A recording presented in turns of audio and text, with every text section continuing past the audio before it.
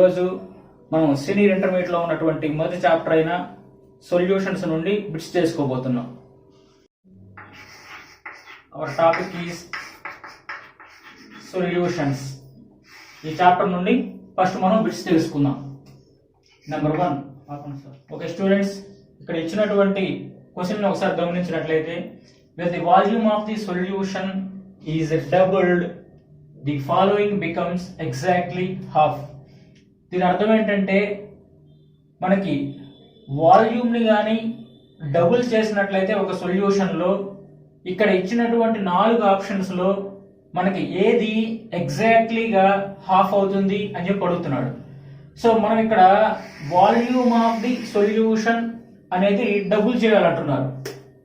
ఇక్కడ ఉన్నటువంటి 4 ఆప్షన్స్లో మొలాలిటీ అనేటువంటిది wait related, it is independent on volume.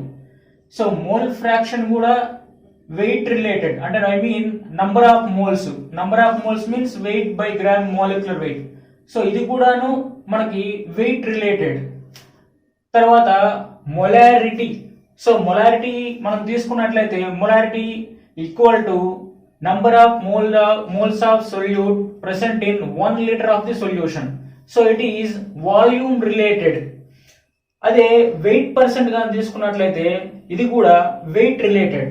So మనకి మొలాలిటీ అంటే number of moles of solute present in 1 kg of solvent.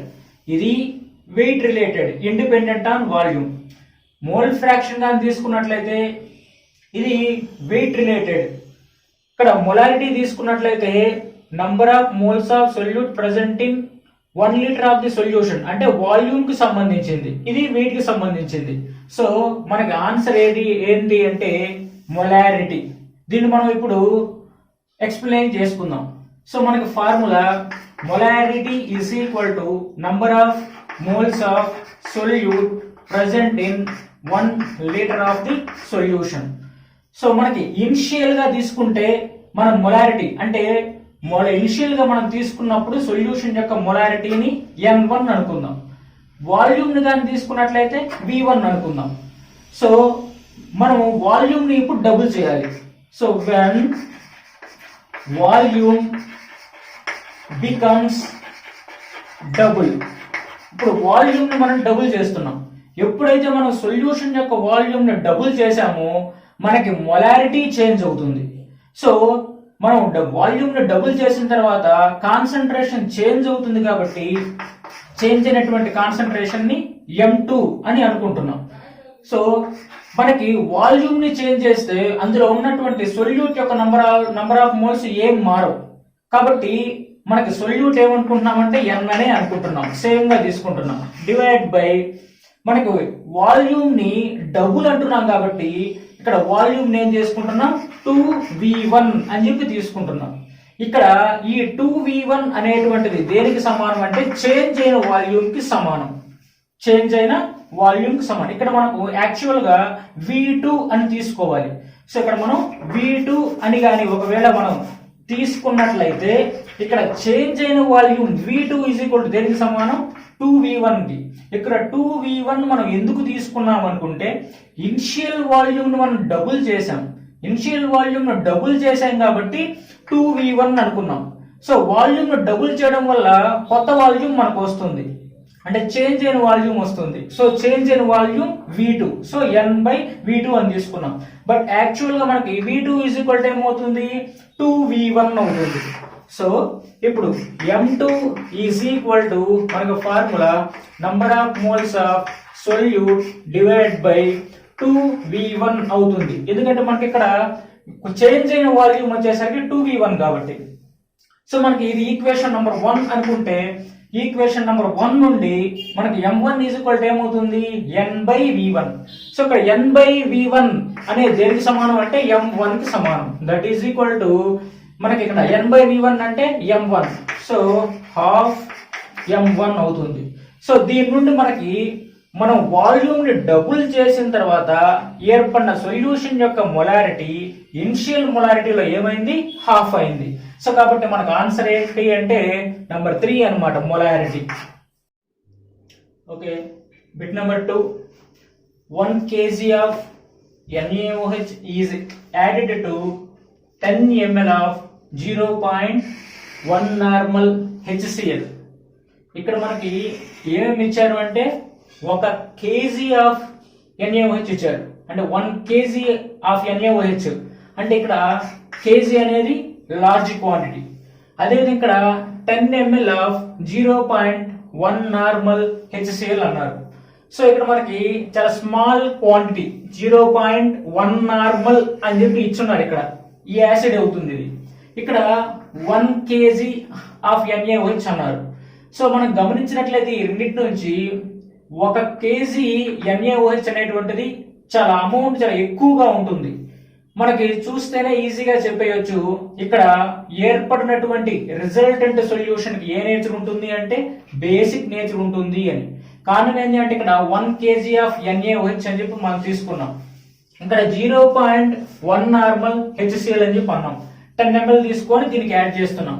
So very large క్వాంటిటీలో మనకి NaOH ఉంది కాబట్టి ఇక్కడ మనకి ఏమంటే ఏర్పడినటువంటి సొల్యూషన్ కి మనకి ఏముంటుంది అంటే బేసిక్ నేచర్ ఉంటుంది. సో బేసిక్ నేచర్ ఉన్నప్పుడు మనం దాన్ని లిట్మస్ పేపర్ తో టెస్ట్ చేయొచ్చు అది బేసా యాసిడా అని. సో మనకి ఏర్పడిన సొల్యూషన్ కి బేసిక్ నేచర్ ఉంది అని ఇక్కడ తెలుస్తుంది కాబట్టి బ్లూ లిట్మస్ పేపర్ ని అందులో కానీ డిప్ చేసినట్లయితే మనకి ఏమవుతుంది, బ్లూ లిట్మస్ పేపర్ ని కానీ పెట్టినట్లయితే ఎటువంటి చేంజ్ రాదు. మనకి ఇక్కడ మనకి ఆప్షన్స్ చూద్దాం. Number 1 turn blue litmus to red. Blue litmus ని రెడ్ గా మార్చేది ఏంటి అంటే మనకి యాసిడ్. యాసిడ్ అనేది బ్లూ లిట్మస్ ని రెడ్ లిట్మస్ గా మారుస్తుంది. సో మనకు ఆన్సర్ ఇది కాదు, ఎందుకంటే మనకి ఏర్పడినటువంటి సొల్యూషన్ కి బేసిక్ నేచర్ ఉంది. అది ఇక్కడ ఇచ్చిన ఆప్షన్ ప్రకారం turn blue litmus to red అన్నారు, అది యాసిడ్ యొక్క క్వాలిటీ. సో కాబట్టి ఆన్సర్ ఇది కాదు మనకి. తర్వాత option number 2 turn phenolphthalein solution pink. So మనకి బేస్ అనేటువంటిది ఫినాఫ్థలిన్ ఇండికేటర్ ని ఏ కలర్ కి చేంజ్ చేస్తుంది అంటే పింక్ కి చేంజ్ చేస్తుంది. సో ఇది దేని యొక్క ప్రాపర్టీ అంటే బేస్ యొక్క ప్రాపర్టీ. తర్వాత third option turn methyl orange to red. So methyl orange ని ఇండికేటర్ ని రెడ్ కలర్ కు మార్చేది దేని యొక్క ప్రాపర్టీ అయ్యా అంటే యాసిడ్ యొక్క ప్రాపర్టీ అవుతుంది. సో కాబట్టి మనకి ఇది కూడా ఆన్సర్ కాదు. తర్వాత will have no effect on red or blue litmus paper. Litmus paper ఎందుకు యూజ్ చేస్తామంటే ఏది యాసిడ్ ఏది బేస్ అనేటువంటి టెస్ట్ చేసుకునే దానికి మనకి లిట్మస్ పేపర్ ఉపయోగపడుతుంది. బ్లూ లిట్మస్ ని రెడ్ గా మార్చినట్లయితే అది యాసిడ్ అవుతుంది, రెడ్ లిట్మస్ ని బ్లూ లిట్మస్ గా మార్చినట్లయితే అది బేస్ అవుతుంది. సో మనకు అయితే ఇక్కడ లిట్మస్ పేపర్ ఎటువంటి ఎఫెక్ట్ ఇవ్వదు అన్నాడు. సో కాబట్టి మనకు ఆన్సర్ ఇది కాదు. సో మనకి ఇచ్చినటువంటి 4 ఆప్షన్స్ లో మనకు ఆన్సర్ ఏది అంటే సెకండ్ వన్ అన్నమాట. Okay, so next bit okay bit number 3 the solution having lowest molar concentration is. అంటే మనకి ఇచ్చినటువంటి ఆప్షన్స్ లో ఏ సొల్యూషన్ కి మోలార్ కాన్సంట్రేషన్ అనేటువంటిది చాలా తక్కువగా ఉంటుంది అని మనం అడుగుతున్నారు. సో మనకి ఇక్కడ ఏమన్నారు అంటే మోలార్ కాన్సంట్రేషన్ అన్నారు, అంటే మొలారిటీలో ఇచ్చినట్లు. కానీ మనకి ఇక్కడ ఆప్షన్స్ ఎందులో ఇచ్చున్నారు అంటే నార్మాలిటీస్ లో ఇచ్చున్నారు. సో మనకి మొలారిటీకి నార్మాలిటీకి మధ్య రిలేషన్ మనకు ఒక ఫార్ములా ఉంది. అదేంటి అంటే normality into gram equivalent weight is equal to molarity into gram molecular weight. ఇది మనకి నార్మాలిటీకి మరియు మొలారిటీకి మధ్య ఉన్నటువంటి రిలేషన్. సో ఇప్పుడు దీన్ని మనం అప్లై చేసి చూద్దాం. సో ఇక్కడ ముందుగా ఫస్ట్ ఆప్షన్ గా చూసినట్లయితే నార్మాలిటీ ఎంత ఇచ్చున్నారు, మనకి 1 ఇచ్చున్నారు. తర్వాత gram equivalent weight. So HCl కి గ్రామ్ ఈక్వివలెంట్ వెయిట్ ఎంత అంటే మనకి 36.5. సో 36.5. యాక్చువల్ గా ఇక్కడ ఇది యాసిడ్. యాసిడ్ కి మనకి గ్రామ్ ఈక్వివలెంట్ వెయిట్ ఫార్ములా ఏంటి అంటే మాలిక్యులర్ వెయిట్ డివైడ్ బై ఇది యాసిడ్ కాబట్టి బేసిసిటీ అవుతుంది. సో బేసిసిటీ అంటే ఏంది, number of replaceable hydrogen atoms, దాన్ని మనం బేసిసిటీ అంటారు. సో ఇక్కడ మనకి ఎన్ని రీప్లేస్ చేయగలం అంటే కేవలం ఒక హైడ్రోజన్ మాత్రమే రీప్లేస్ చేయగలం. కాబట్టి మనకి ఏమవుతుంది అంటే molecular weight 36.5 divide by 1 that is equal to 36.5. కాబట్టి ఇక్కడ HCl కి గ్రామ్ ఈక్వివలెంట్ వెయిట్ ఎంత అంటే 36.5. ఆ విధంగా మనం ఇక్కడ రాసుకున్నాం. That is equal to molarity. మనం కనుక్కోమంటుంది ఏంటి, మొలారిటీయే కదా నార్మాలిటీ. వాళ్ళు నార్మల్స్ లో ఇచ్చారు మనకి, దాన్ని మొలారిటీ దేనికి లోగా ఉంటుందో కనుక్కోమన్నారు. సో అందుకని ఇప్పుడు మనం మొలారిటీ కనుక్కోవాలి. సో మొలారిటీ అయితే HCl కి గ్రామ్ మాలిక్యులర్ వెయిట్ ఎంత అంటే 36.5. సో కాబట్టి ఈ రెండింటి నుంచి మనకి 36.5 రెండు క్యాన్సిల్ అవుతుంది. సో దాని నుంచి మొలారిటీ ఈజ్ ఈక్వల్ టు ఏమవుతుంది 1 అవుతుంది. సో దీని నుంచి మొలారిటీ ఈజ్ ఈక్వల్ టు మనకి ఎంత వచ్చింది 1 అనేటువంటిది వచ్చింది. సో ఇప్పుడు అదే విధంగా మనకి సెకండ్ ఆప్షన్ ని చూద్దాం. రెండవ ఆప్షన్ ని 0.4 నార్మల్ H2SO4 అన్నారు. సో ఇప్పుడు దీని నుంచి మనకి నార్మాలిటీ ఎంత ఇచ్చారు మనకి అంటే 0.4 అన్నారు. సో మనకి ఇక్కడ 0.4 అనేటువంటిది రాస్తున్నాం. 0.4 ఇంటూ తర్వాత gram equivalent weight. So gram equivalent weight of H2SO4. So gram equivalent weight of H2SO4 కి మన ఫార్ములా ఏంటి, molecular weight by basicity. So ఇక్కడ మాలిక్యులర్ వెయిట్ ఎంత H2SO4 కి 98 డివైడ్ బై బేసిసిటీ అంటే number of replaceable hydrogen atoms. ఇక్కడ మనకి 2 hydrogens అనేటువంటి ఉన్నాయి కాబట్టి రీప్లేసబుల్ హైడ్రోజన్ ఆటమ్స్ 2. ఒక హైడ్రోజన్ రీప్లేస్ అయితే బైసల్ఫేట్ అవుతుంది, ఇంకొక హైడ్రోజన్ రీప్లేస్ అయితే సల్ఫేట్ అవుతుంది. సో 2 రీప్లేసబుల్ హైడ్రోజన్ ఆటమ్స్ మనకు అక్కడ ఉన్నాయి కాబట్టి 98 divide by 2 that is equal to ఏమవుతుంది 49. సో కాబట్టి గ్రామ్ ఈక్వివలెంట్ వెయిట్ అంతా H2SO4 కి 49. So 0.4 into 49. సో మొలారిటీ మనం కనుక్కోవాలి కాబట్టి మొలారిటీ ఇంటూ తర్వాత gram molecular wait H2SO4 gram molecular wait అంతా మనకి 98. సో దీని నుంచి మనకి 49 1s 49 2s అవుతుంది. సో ఇప్పుడు 2 1s 2 0.2s. So that is equal to molarity మనకి ఎంత వచ్చింది అంటే 0.2 మోలార్ అనేటువంటిది మనకు వచ్చింది. తర్వాత నెక్స్ట్ తర్వాత 0.1 నార్మల్ Na2CO3. ఇప్పుడు మనం దీని నుంచి మనం చూద్దాం. So 1 next option number 3 normality ఎంత ఇచ్చారు ఇక్కడ మనకి 0.1 అని చెప్పి ఇచ్చారు. నార్మాలిటీ 0.1 ఇచ్చారు. గ్రామ్ ఈక్వివలెంట్ వెయిట్ Na2CO3 కి గ్రామ్ ఈక్వివలెంట్ వెయిట్ ఎంత, సో Na2CO3 కి gram equivalent weight is equal to molecular weight divide by charge of the total charge of the cation లేదా total charge of the anion. ఎందుకంటే ఇక్కడ Na2CO3 అనేటువంటిది మనకి salt. So మనకి equivalent weight of salt కు formula molecular weight of the salt divide by total charge of the cation లేదా total charge of the anion. So ఇక్కడ sodium తీసుకుంటే +1 2 times ఉంది కాబట్టి 2 ఇంటూ +1 2 అవుతుంది. సో కాబట్టి molecular weight by 2. Molecular weight అంతా Na2CO3 కి 106.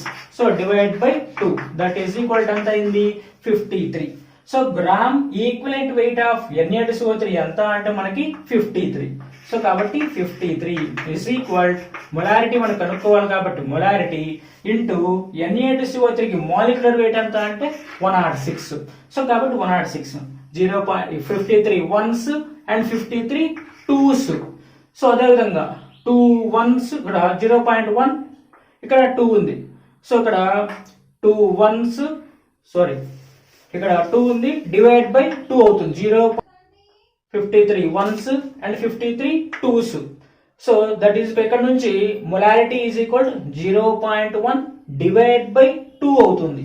సో అప్పుడు దాని నుంచి మొలారిటీ ఈజ్ ఈక్వల్ ఏమవుతుంది 0.05 మోలార్ అవుతుంది. సో అర్థమైంది కదా. 0.1 వాళ్ళు ఇచ్చినటువంటి నార్మాలిటీ, దాని Na2CO3 యొక్క ఈక్వివలెంట్ వెయిట్ 53, మనం మొలారిటీ కనుక్కోవాలి కాబట్టి మొలారిటీ ఇంటూ Na2CO3 యొక్క గ్రామ్ మాలిక్యులర్ వెయిట్ 106. సో ఇక్కడ 53 1s అండ్ 53 2s.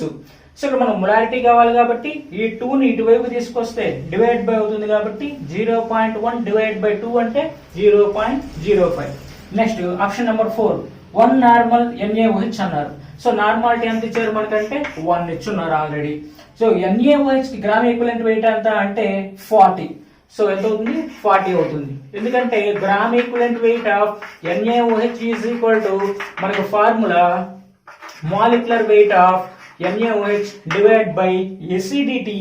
ఇక్కడ ఇది బేస్ కాబట్టి acidity అవుతుంది. acidity అంటే number of OH groups in base. So కాబట్టి OH గ్రూపులు ఎన్ని ఉన్నాయి మనకి ఒకటే ఉంది.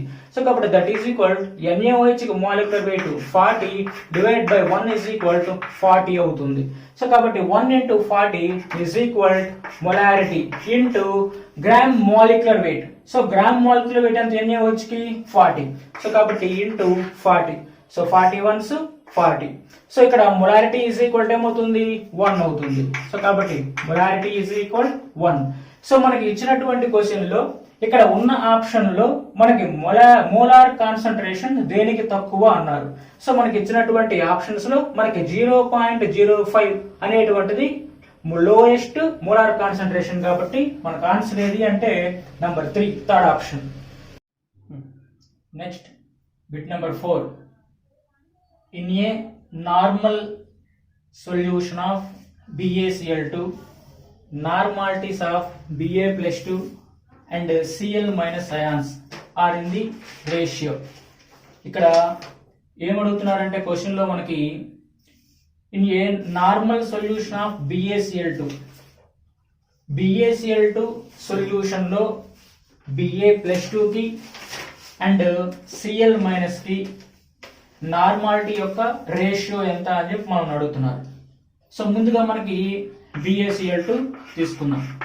So BaCl2 gives rise to మనకి Ba plus 2 plus 2 Cl minus ions.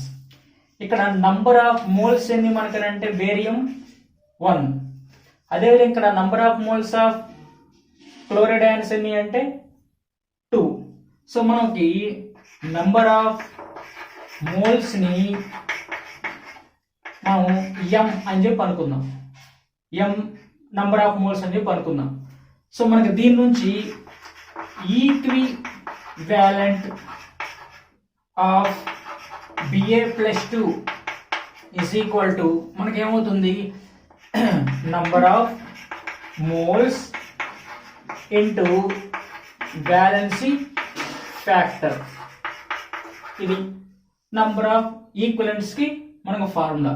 So equivalents of Ba plus 2 is equal number of moles ఏమనుకుంటున్నాం మనం ఇక్కడ అజ్యూమ్ చేసుకుంటున్నాం m అని చెప్పి అనుకుందాం, స్మాల్ m అని చెప్పి అనుకుందాం కదా.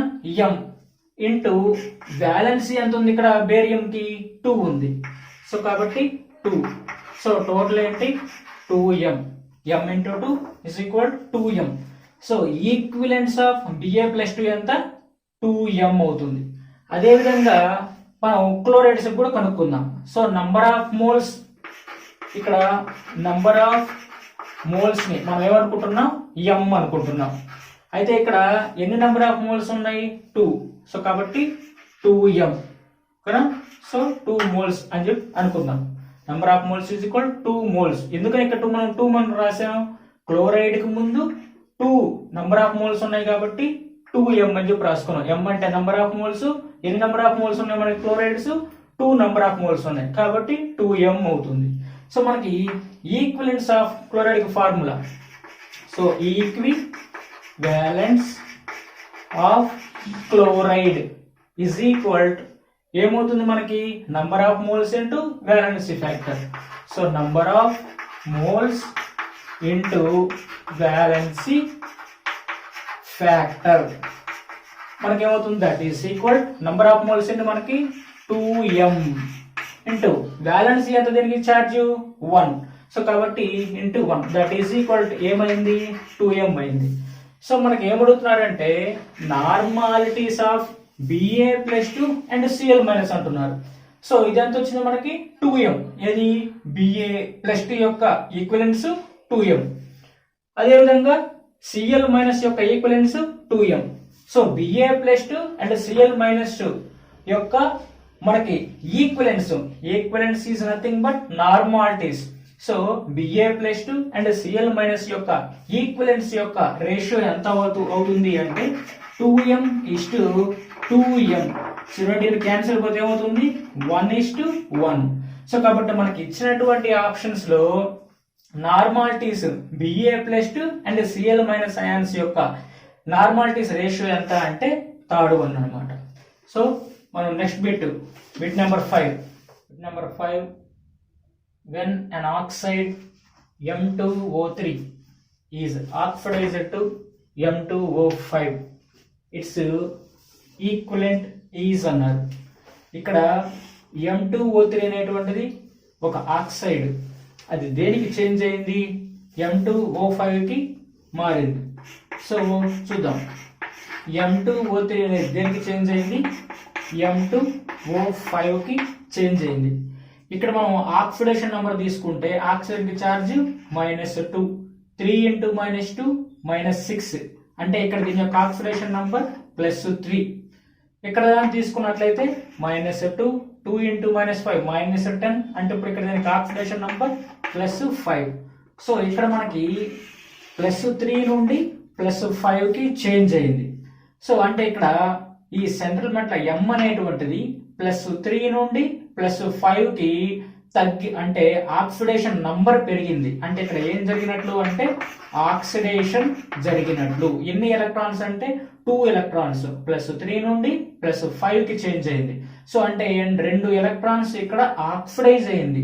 సో కాబట్టి మనకు formula equivalence is equal to molecular weight divide by change in oxidation number.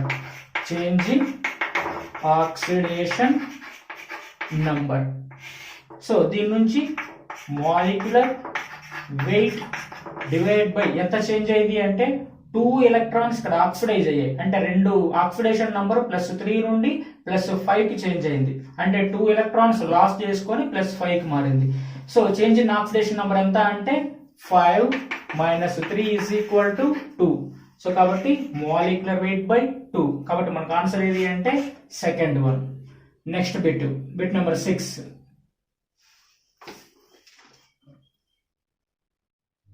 6. The equivalent weight of more salt during redox reaction is equal to its అంటున్నాడు. అంటే మోర్ సాల్ట్ యొక్క equivalent wait redox reaction లో దేనికి సమానం అవుతుంది అంటున్నాడు. So మనకి redox reaction లో ఈ ఫెర్రస్ సల్ఫేట్ అనేటువంటిది దేనికి చేంజ్ అవుతుంది మనకి అంటే ఫెర్రిక్ సల్ఫేట్ గా చేంజ్ అవుతుంది. అంటే ఇక్కడ దీని యొక్క ఆక్సిడేషన్ స్టేటు FeSO4 లో +2, అది దేనికి చేంజ్ అవుతుంది ఫెర్రిక్ గా చేంజ్ అవుతుంది.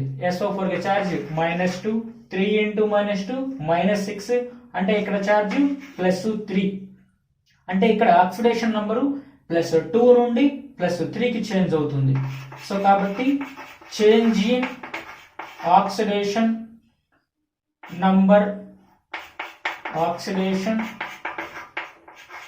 Number is equal to 3 - 2. So that is equal 1. So అంటే ఆక్సిడేషన్ నంబరు ఎంత చేంజ్ అయింది 1 మాత్రమే చేంజ్ అయింది. కాబట్టి మనకి equivalent weight is equal molecular weight by change in oxidation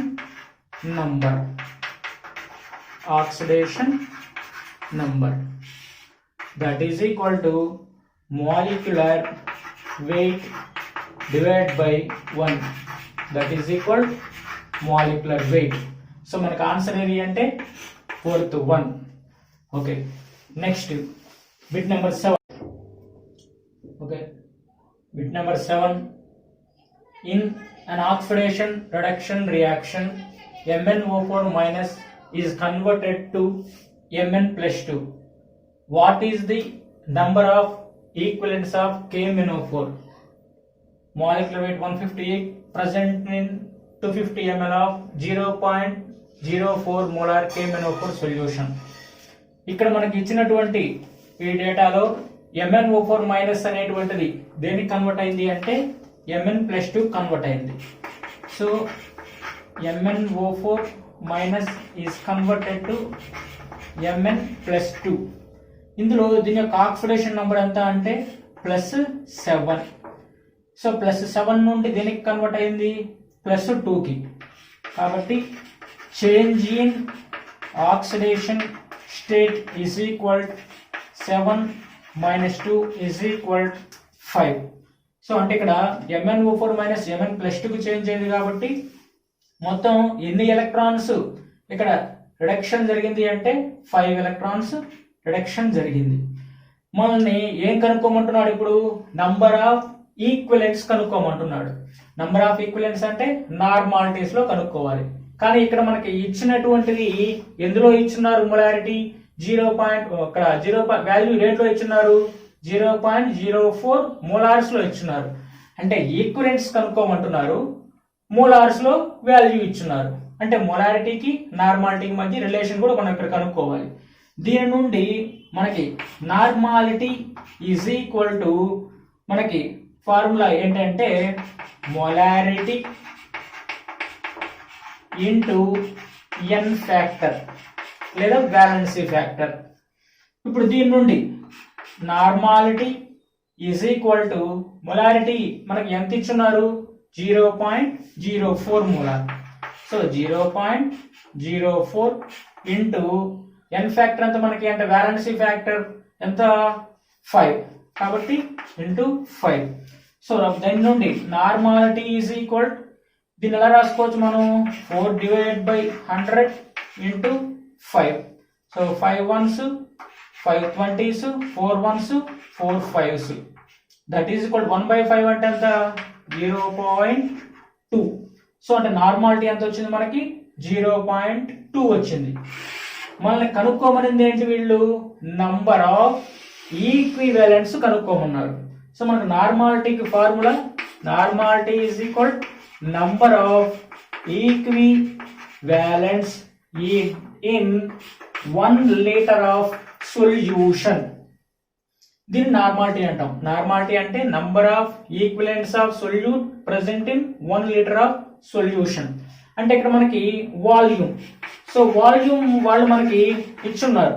so ఎంత ఇచ్చున్నారు వాల్యూమ్ మనకి 250 ml అని ఇచ్చున్నారు. సో మనకి ఇక్కడ వాల్యూమ్ లీటర్స్ లో కావాలి. సో అందుకని మనం దీన్ని లీటర్స్ లోకి కానీ మనం మార్చినట్లయితే ఏమవుతుంది 0.25 లీటర్స్ అవుతుంది. సో ఇప్పుడు ఈ వాల్యూమ్ ని ఇందులో సబ్స్టిట్యూషన్ కానీ చేసినట్లయితే మనకి చూద్దాం normality is equal to number of equivalents divide by volume ఎంత 0.25 లీటర్స్. మనకి నార్మాలిటీ కూడా మనకి తెలుసు, ఇక్కడ కనుక్కొని ఉన్నాం ఎంత 0.2. సో దీని నుండి ఇక్కడ నార్మాలిటీ వాల్యూ ఎంత 0.2. So 0.2 is equal number of equivalents by 0.25. దీని నుండి that implies number of equivalents is equal to 0.2 into 0.25 0.2 into 0.25. so that is equal to మనకి ఏమవుతుంది 0.2 into 0.25. ఇక్కడ చూద్దాం 0.2 into 0.25 2 divided by 10 into 25 divided by 100 ones 4s 2 ones 2 2s అంటే that is equal 1/20 that is equal 0.05. ఇది మనకి answer. Next bit number 8. How many grams of carbon dioxide gas is dissolved in a 1 liter bottle of carbonated water if the manufacturer uses a pressure of 2.4 atmospheres in the bottling process at 25 degrees centigrade? ఈ విధంగా మనకు question ఇచ్చున్నారు. దీని అర్థం ఏంటి అంటే మనకి ఒక మ్యానుఫ్యాక్చరర్ కార్బోనేటెడ్ వాటర్ తయారు చేస్తున్నారు. ఆ తయారు చేసే టైంలో కార్బన్ డైఆక్సైడ్ ని వాటర్ లో డిజాల్వ్ చేస్తున్నారు. ఆ డిజాల్వ్ కావడానికి ఎంత ప్రెషర్ అప్లై చేశారు అంటే 2.4 అట్మాస్ఫియర్ ప్రెషర్ అప్లై చేస్తున్నారు.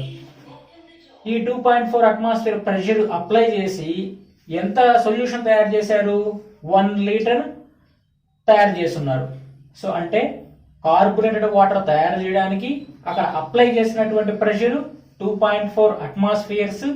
అందులో కార్బన్ డైఆక్సైడ్ ఎంత డిజాల్వ్ చేస్తున్నారు, ఎన్ని గ్రామ్స్ కార్బన్ డైఆక్సైడ్ డిజాల్వ్ చేస్తున్నారు అనేది ఇప్పుడు మనం కనుక్కోవాలి.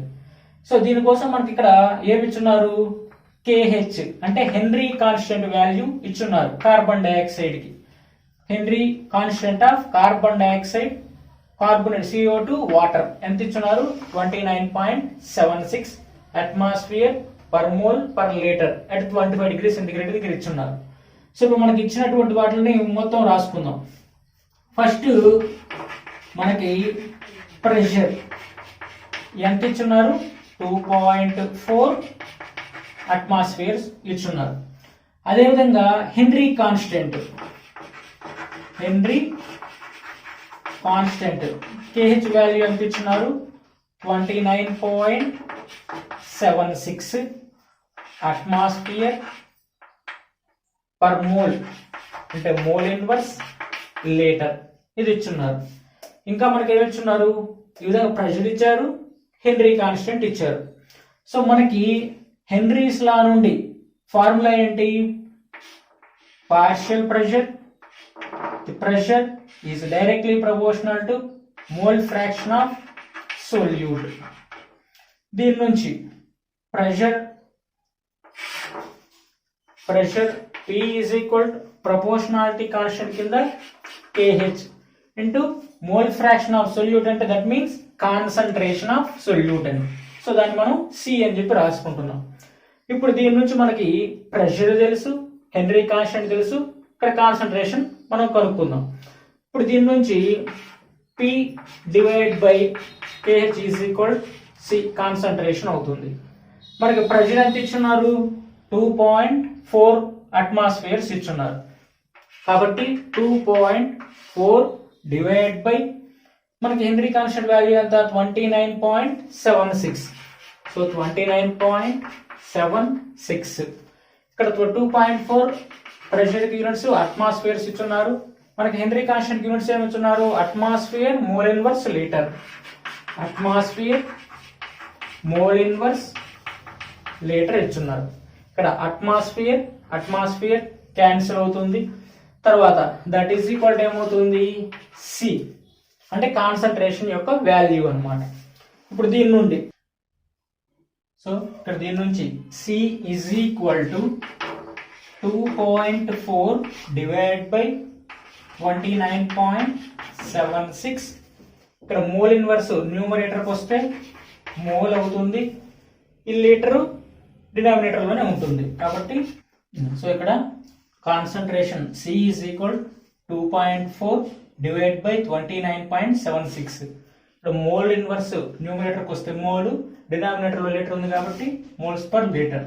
సో ఈ రెండు క్యాన్సిల్ గా చేసినట్లయితే concentration C is equal 0.08 moles per litre.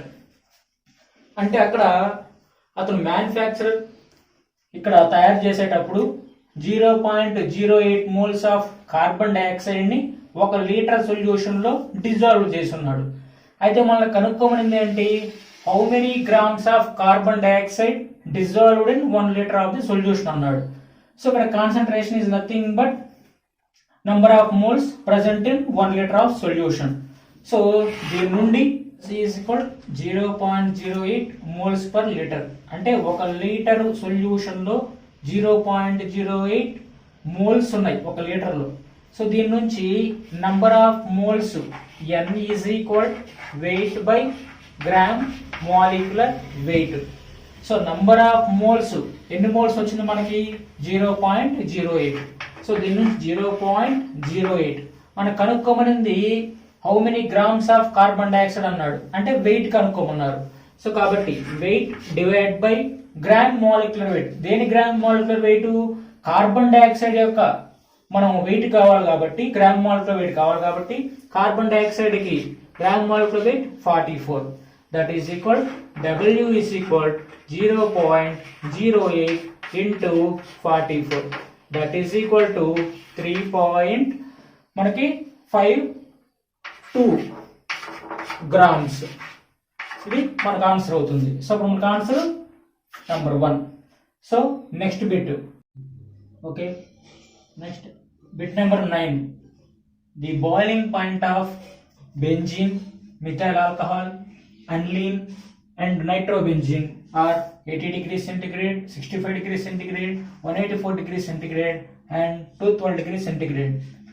ఇక్కడ దీని నుంచి మనకి ఏం చెప్తున్నారంటే ఈ 4 సొల్యూషన్స్ యొక్క బాయిలింగ్ పాయింట్స్ వాల్యూస్ మనకి ఇచ్చున్నారు. 80 degrees, 65 degrees centigrade, 184 degrees centigrade, 212 degrees centigrade అని. అయితే మన క్వశ్చన్లు ఏమడుగుతున్నారు? which will show highest vapor pressure at room temperature అడుగుతున్నారు. సో అంటే ఇక్కడ మనకి బాయిలింగ్ పాయింట్స్ ఇచ్చున్నారు, వీటిల్లో మనకి వేపర్ ప్రెషర్ దేనికి ఎక్కువ అని చెప్పి అడుగుతున్నారు. సో మనకి vapour pressure is inversely proportional to